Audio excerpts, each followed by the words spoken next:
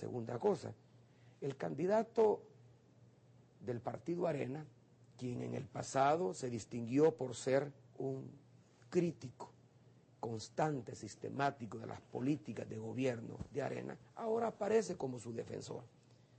Y él ha dicho que nosotros no podemos generar empleo porque nunca hemos tenido una empresa.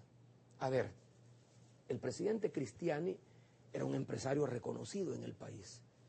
Fue el primer presidente que llegó al poder en 1989 con aquel eslogan de "Cambiemos para mejorar". Y dijo que iba a hacer de El Salvador una plaza exportadora, que iba a estimular las exportaciones. Cerró su mandato con un déficit impresionante en la balanza comercial, sin haber desarrollado el tejido productivo necesario como para poder estimular las exportaciones. ¿A dónde están los empleos que se generaron como resultado de las políticas públicas que se implementaron? No como resultado de la dinamización de la economía que supuso el fin del conflicto armado, que hizo posible que creciera una demanda que estaba comprimida como resultado de que la mayor parte del esfuerzo gubernamental se dedicaba a mantener al aparato militar. Hay que tomar en cuenta que después del presidente Cristiani, cuando firman los acuerdos de paz, viene una cantidad importante de recursos externos que fueron fondos que se inyectaron desde el sector público a la reconstrucción del país, y esto crea condiciones para dinamizar la inversión privada y generar empleo. Pero al cierre del mandato del presidente Calderón Sol, hubo también una caída del empleo. Ahora, para no irnos atrás, para hablar de ahora de lo que deberían de dar cuenta los candidatos del Partido Arena, sale el señor candidato del Partido Arena diciendo de que se van a crear 250,000 nuevos empleos. En un evento que organizó Red para la Infancia, donde estábamos todos los candidatos por separado, hubo una niña que le preguntó a propósito de esa oferta que lanzó en el contexto de niños y adolescentes que estaban en el evento, lanzó esa oferta de que se iban a crear 250,000 nuevos empleos y sobre todo empleos para jóvenes. Y la niña le pregunta, llegado el momento de las interrogantes: a ver, explíqueme, señor candidato, ¿cómo piensa generar esos empleos? ¿Dónde los piensa generar? Y deslizó una interrogante que es la que nos hacemos todos, hasta los niños se las hacen. ¿Y por qué tiene que esperar a ganar la elección para crear esos empleos? En otras palabras, ¿por qué su partido que está gobernando no crea esos empleos? En las últimas semanas se han perdido conservadoramente un poco más de 11,000 o 12,000 empleos como resultado del impacto que está teniendo la crisis financiera internacional. Se han despedido trabajadores de los bancos, se han despedido trabajadores de proyectos de construcción, se han despedido trabajadores de grandes almacenes, en el sector agropecuario, en las maquilas, poco más de 3,000 trabajadoras. ¿Qué está haciendo este gobierno para compensar esos empleos perdidos?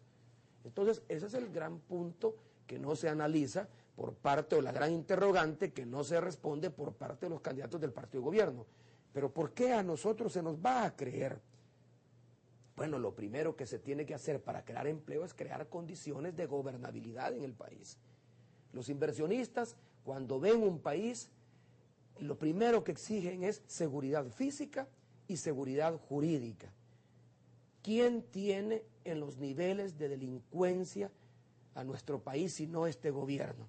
Somos el país con la tasa de homicidio más alta del continente, cerca de 67 por cada 100,000 habitantes. Somos el país con el nivel de delincuencia más alto solo después de Irak, país sometido a una guerra civil. ¿Quién tiene en esa situación sino este gobierno? Este gobierno no le ha garantizado seguridad física a los inversionistas y tampoco seguridad jurídica, porque no respeta las reglas del juego. Si eso es lo que nos han dicho los inversionistas, si lo que queremos no es que el gobierno sea de un signo ideológico o de otro signo ideológico, lo que queremos es respeto a las leyes. O todos en el suelo o todos en la cama. No queremos entrar a un negocio donde los dados están cargados. Y eso es lo que ha caracterizado a los diferentes gobiernos del Partido Arena, particularmente al gobierno del presidente Saca, que los dados han estado cargados. Y hay ejemplos de ello, donde las reglas del juego no se respetan y donde por el contrario se pone la maquinaria del Estado al servicio de los intereses corporativos de un pequeño grupo económico que es el que tiene incidencia en las decisiones del gobierno. Ese rompimiento de la institucionalidad hay que enfrentarlo, y nosotros lo que tenemos que construir es certeza Tenemos que construir institucionalidad respetando las leyes y respetando sobre todo el marco constitucional. Para eso no se requiere haber sido empresario o haber tenido una empresa o dedicarse a fabricar colchones. Para eso no se requiere haber pagado salarios.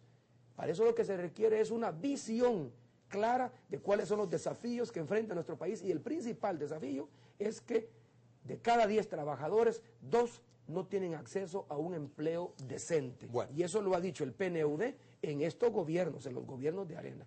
Vamos a hacer de nuevo una pausa comercial, regresamos en breve. Tengo una cantidad, como siempre, de correos bastante grande, ¿no? Voy a leerlos más adelante. Volvemos. Bueno, lo que nos va a faltar obviamente es tiempo, Mauricio, por la cantidad de correos, pero fíjate que es importante hablar sobre dos o tres temas así bien rapiditos. Uno de ellos, te decía, estos 300 millones de dólares de los 500 que están ya han sido aprobados, pero que al final no han sido desembolsados, tengo entendido, del Banco Interamericano de Desarrollo, para plata que serviría para inyectarle dinero, digo, a la liquidez a la banca, ¿no? Al sistema financiero. De esos, 300 dólares aparentemente estarían destinados para programas sociales. Si tú fueras, en este momento, tuvieras la posibilidad de decidir hacia dónde deberían de ir estos 300 millones de dólares, ¿en qué programas sociales te gustaría que se inyectara esa plata?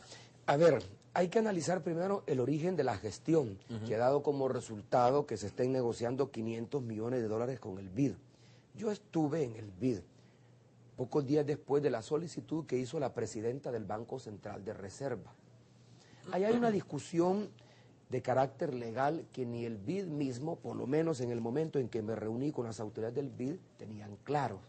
Y es si el Banco Central de Reserva puede gestionar un crédito o no sin necesidad de la aprobación de la mayoría calificada de la Asamblea Legislativa.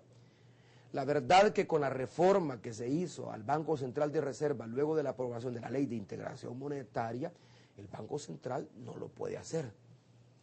El Banco Central no es depositario de la garantía soberana. La garantía soberana únicamente la concede la Asamblea Legislativa y no la mayoría simple, sino que la mayoría calificada.